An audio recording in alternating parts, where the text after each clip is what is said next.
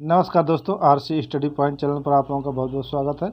दोस्तों, आज मैं वन लाइनर सीरीज लेकर के हाजिर हुआ हूं और पूरे मनोविज्ञान की सीरीज मैं इसी तरह से दूंगा आप लोगों को, और परीक्षा के लिए जो कि बहुत ही इम्पॉर्टेंट है। आप इसको फटाफट रिवीजन करके परीक्षा देने जा सकते हैं परीक्षा से पहले। तो चलिए शुरू करते हैं, देखते हैं क्या है।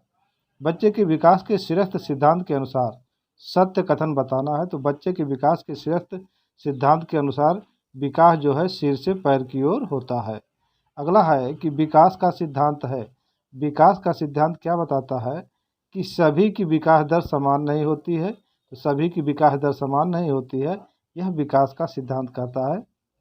विकास से की ओर बढ़ता है। तो विकास सामान्य से विशिष्ट की ओर बढ़ता है। अगला है प्रत्येक जाति, चाहे वह पशु जाति हो या मानव जाति, अपनी जाति के अनुरूप विकास के प्रतिमान सिद्धांत का अनुसरण करती है। यह किसने कहा था? यह कहा था हरलॉक के अनुसार यह कथन था, विकास के सभी आयाम जैसे शारीरिक, मानसिक, सामाजिक, संवेगात्मक आदि एक दूसरे से परस्पर संबंधित हैं। यह किससे संबंधित है? तो यह संबंधित है परस्पर संबंध का सिद्धांत। परस्पर संबंध का सिद्धांत यह बताता है कि विकास के सभी आयाम जैसे शारीरिक, मानसिक, सामाजिक, संवेगात्मक आदि एक दूसरे से संबंधित हैं। विकास के विभिन्न सिद्धांत की गति में भिन्नता पाई जाती है। यह किसने कहा? विभिन्न व्यक्तियों की विकास की गति में भिन्नता पाई जाती है। तो यह कहा था डगलस और हॉलैंड। डगलस और हॉलैंड के अनुसार विभिन्न व्यक्तियों की विकास की गति में भिन्नता पाई जाती है। अगला है विकास प्रक्रियाओं की निरंतरता का सिद्धांत केवल इस तथ्य पर बल देता है कि कोई भी परिवर्तन आकस्मिक नहीं होता है। तो किस विचारक के अनुसार उन्होंने कहा कि विकास प्रक्रियाओं की निरंतरता का सिद्धांत केवल इस तथ्य पर बल देता है कि कोई भी परिवर्तन आकस्मिक नहीं होता है? तो यह किसके अनुसार है? तो यह स्किनर के अनुसार है। विकास के स्वरूप में व्यापक व्यक्तिक भिन्नताएं होती हैं। किसके अनुसार? तो स्किनर के अनुसार। स्किनर ने कहा कि विकास के स्वरूपों में व्यापक वैयक्तिक भिन्नताएं होती हैं। मनोविज्ञान ने शैक्षिक दृष्टि से बाल विकास को 3 भागों में बांटा है। किन किन भागों में? एक तो शैशवावस्था, दूसरा बाल्यावस्था, तीसरा किशोरावस्था में। सामाजिक प्रक्रिया के प्रारंभ होने की अवस्था है। तो सामाजिक प्रक्रिया के प्रारंभ होने की कौन सी अवस्था है? यह है शैशवावस्था। एक नवजात शिशु का कद है। तो एक नवजात शिशु की ऊंचाई कितनी होती है या लंबाई? तो इसकी ऊंचाई जो है 19.5 इंच होती है। बहुत इंपॉर्टेंट प्रश्न है ये।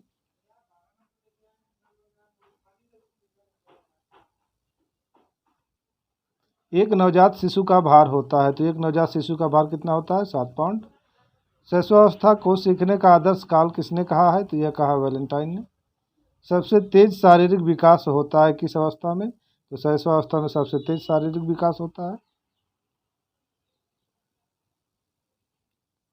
विकास की प्रक्रिया होती है। विकास की प्रक्रिया कैसी होती है? तो गर्भावस्था से लेकर जीवन पर्यंत तक विकास की प्रक्रिया चलती रहती है। शैशवावस्था में वृद्धि कैसी होती है? तो शैशवावस्था में वृद्धि तीव्र होती है। जन्म से किशोरावस्था तक की गतिविधियों को क्या कहते हैं? इसे बाल मनोविज्ञान कहते हैं।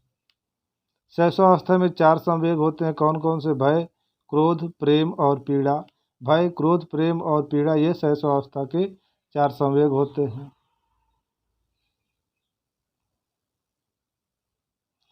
शैशवावस्था द्वारा जीवन का पूरा क्रम निश्चित होता है। यह किसने कहा? तो एडलर। एडलर ने कहा कि शैशवावस्था द्वारा जीवन का पूरा क्रम निश्चित होता है। मनुष्य जो कुछ बनना होता है प्रारंभ के 4-5 वर्षों में बन जाता है। यह कथन किसका है? तो यह कथन है सिगमंड फ्रॉयड। शैशवावस्था को बालक का कहा जाता है क्या? तो शैशवावस्था को बालक का निर्माण काल कहा जाता है।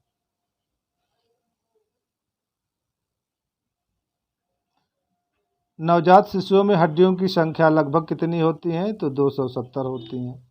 कौन सी अवस्था में दोहराने की प्रवृत्ति तेज होती है? तो शैशवावस्था में दोहराने की प्रवृत्ति तीव्र होती है। फ्रॉयड के अनुसार लड़कियों में कौन सी ग्रंथि पाई जाती है? तो फ्रॉयड के अनुसार लड़कियों में इलेक्ट्रा ग्रंथि पाई जाती है, और जबकि लड़कों में कौन सी ग्रंथि पाई जाती है? तो लड़कों में ओडिपस ग्रंथि पाई जाती है। तो जन्म समय शिशु की औसत लंबाई 51.5 सेमी होती है। नवजात शिशु का भार लगभग कितना होता है? तो 3 किलोग्राम होता है। कितने वर्ष में सभी दूध के दांत निकल आते हैं? तो 1 वर्ष के पूरा होते होते लगभग सभी दूध के दांत निकल आते हैं। जन्म के समय शिशु की धड़कन रहती है, तो जन्म के समय शिशु की धड़कन अनियमित रहती है। हड्डियों में कौन से तत्व पाए जाते हैं, तो हड्डियों में कैल्शियम, फास्फोरस और खनिज तत्व पाए जाते हैं।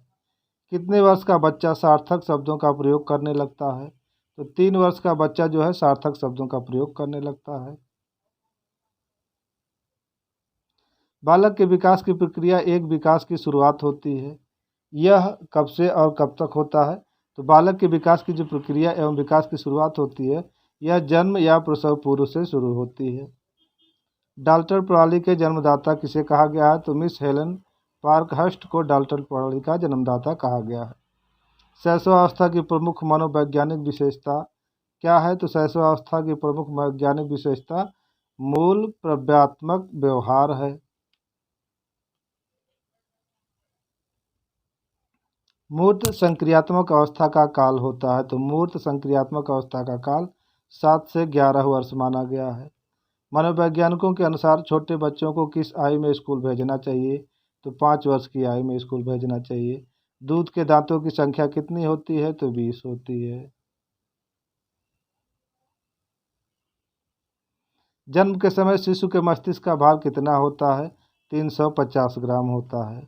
शैशवावस्था में बच्चे का संवेगात्मक विकास होता है उत्तेजनापूर्ण। याद रखिएगा कि शैशवावस्था में बच्चे का संवेगात्मक विकास कैसा है, तो उत्तेजनापूर्ण है। बाल्यावस्था की आयु कितनी होती है, 6 से 12 वर्ष। बाल्यावस्था में बालक कैसा होता है, तो बालक वाह केंद्रित होता है।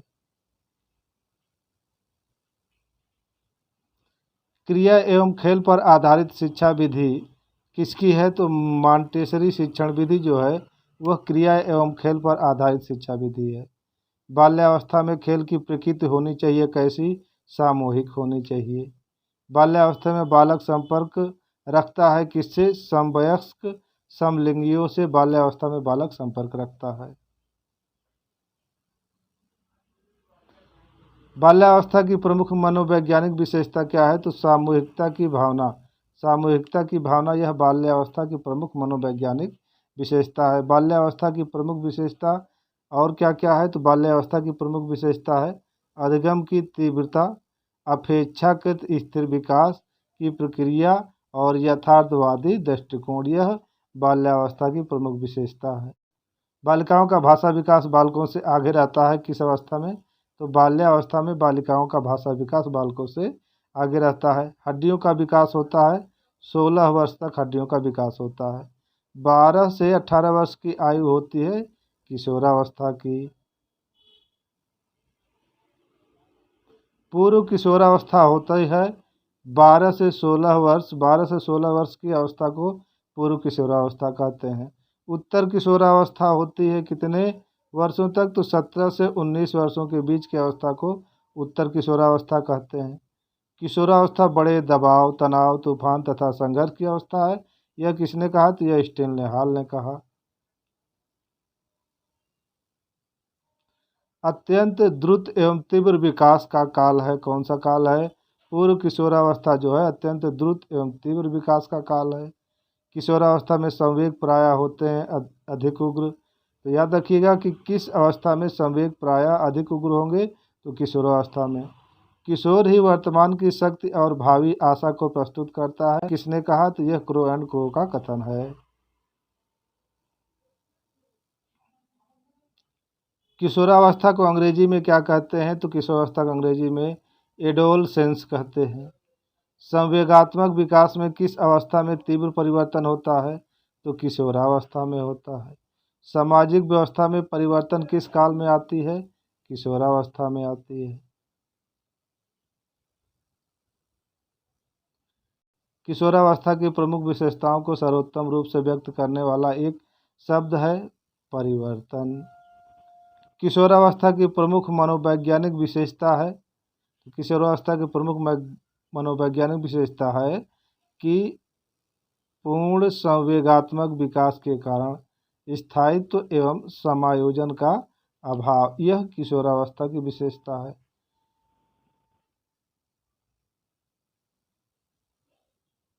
किशोरावस्था की प्रमुख विशेषता नहीं है। संचय की प्रवृत्ति क्या है?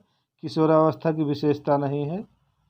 संवेग शब्द का शाब्दिक अर्थ क्या है? तो संवेग शब्द का शाब्दिक अर्थ है उत्तेजना या भावों में उथल पुथल।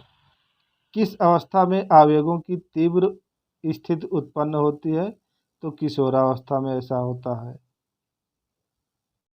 शक्तियों तथा संवेदनशीलता, अवलोकन, प्रत्यक्षीकरण, स्मृति, ध्यान, कल्पना, चिंतन, बुद्धि, तर्क आदि में वृद्धि होना, यह किसे दर्शाता है? यह मानसिक विकास को दर्शाता है। शिशु में कब भय एवं क्रोध से संबंधित संवेग का विकास होने लगता है? तो 1 वर्ष, जब शिशु 1 वर्ष का होता है तो उसमें भय एवं क्रोध से संबंधित संवेग का विकास होने लगता है। गर्भावस्था, कॉन्सेप्शन पीरियड के संदर्भ में कथन सही नहीं है। क्या है कि गर्भावस्था में विकास की गति मंद होती है? यह गर्भावस्था के बारे में सही कथन नहीं है। विकास कभी न समाप्त होने वाली प्रक्रिया है। यह विचार संबंधित है किससे? निरंतरता का सिद्धांत से। खिलौनों की आयु कहा जाता है पूर्व बाल्यावस्था को। विकास का अर्थ है परिपक्वता एवं अनुभव के फलस्वरूप होने वाले परिवर्तन की श्रृंखला। मनोविज्ञान के अनुसार बाल विकास की सबसे जटिल अवस्था क्या है? तो किशोरावस्था। वह अवस्था जिसमें शर्म तथा गर्व जैसी भावना का विकास होता है। बाल्यावस्था। शैशवावस्था की प्रमुख विशेषता नहीं है चिंतन प्रक्रिया। बाल्यावस्था अवस्था होती है 12 वर्ष तक। वृद्धि और विकास से क्या तात्पर्य है? आकार, सोच, समझ और कौशलों में वृद्धि, विकास और वृद्धि से तात्पर्य होता है। सीखने की प्रोजेक्ट विधि किस अवस्था के लिए उपयोगी है? तो बाल्यावस्था, पूर्व बाल्यावस्था और किशोरावस्था के लिए सीखने की प्रोजेक्ट विधि उपयोगी है। बच्चे के विकास के सिरस्थ सिद्धांत के अनुसार सत्य कथन क्या है? तो बच्चे के विकास के सिरस्थ सिद्धांत के अनुसार विकास सिर से पैर की ओर होगा। वाइगोस्की ने बाल विकास के विषय में क्या कहा है? तो वाइगोस्की ने बाल विकास के विषय में कहा है यह सामाजिक अनुक्रिया का उत्पाद होता है। विकास का सिद्धांत है सभी के विकास समान दर नहीं होती, यह विकास का सिद्धांत है। मानव विकास के क्षेत्र में विभाजित किया जा सकता है। तो मानव विकास के क्षेत्र में विभाजित किया जा सकता है क्या? शारीरिक, संवेगात्मक या संज्ञानात्मक, संवेगात्मक और सामाजिक, इन क्षेत्रों में मानव विकास को विभाजित किया जा सकता है। बच्चे के किस काल को अत्यधिक दबाव और तनाव का काल कहा जाता है? तो किशोरावस्था को। बच्चे अपने वृद्धि व विकास हेतु कठोर अध्ययन करते हैं, यह मत किसका है? तो यह मैस्लो का है। शैशवावस्था की प्रमुख मनोवैज्ञानिक विशेषता है। क्या विशेषता है? कि अनुकरणात्मक प्रवृत्ति का प्रभाव, यह शैशवावस्था की प्रमुख विशेषता है।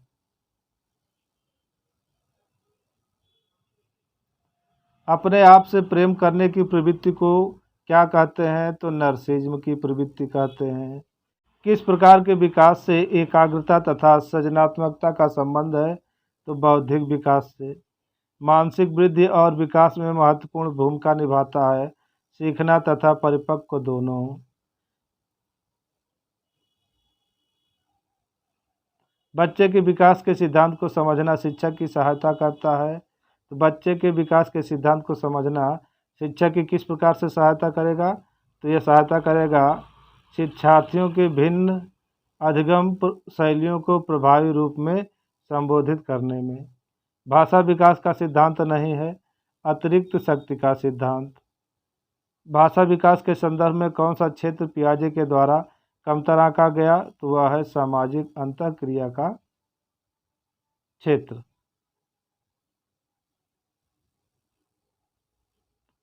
भाषा अवबोधन से संबंध विकार है। तो भाषा अवबोधन से संबंध विकार कौन सा है? तो वह होगा भाषाघात। एक बच्चा अपनी मातृभाषा सीख रहा है, वह दूसरा बच्चा वही भाषा द्वितीय भाषा के रूप में सीख रहा है। दोनों किस प्रकार की त्रुटि कर सकते हैं, तो यह विकासात्मक त्रुटि कर सकते हैं। चिंतन प्रारंभ होने के लिए आवश्यक क्या है, तो समस्या आवश्यक है। भाषा बुद्धि वाले व्यक्ति को दर्शाता है। भाषा बुद्धि वाले व्यक्ति को दर्शाता है क्या, शब्दों के अर्थ क्रम तथा भाषा के विविध प्रयोगों के प्रति संवेदनशीलता या भाषिक बुद्धि वाले व्यक्ति को दर्शाता है। एक कक्षा में बहुभाषी विद्यार्थी हैं, यह स्थिति उत्पन्न करती है कि या सीखने के संबद्ध संसाधन। भाषा विकास में सहयोग करने का गलत तरीका क्या है, उनकी अपनी भाषा के प्रयोग को अमान्य करना, यह भाषा विकास में सहयोग करने का गलत तरीका है। राष्ट्रीय पाठ्यचर्या की रूपरेखा 2005 दस्तावेज में भाषा के लिए कितने रूप निहित हैं, तो 3 भाषा निहित हैं।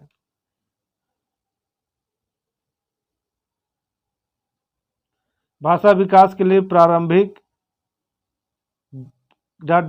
काल है, तो भाषा विकास के लिए प्रारंभिक बचपन अधिसंवेदनशील काल है। इस प्रकार दोस्तों, उम्मीद है वीडियो आपको पसंद आई होगी। मिलते हैं अगले वीडियो में। वीडियो देखने के लिए आपका बहुत बहुत धन्यवाद।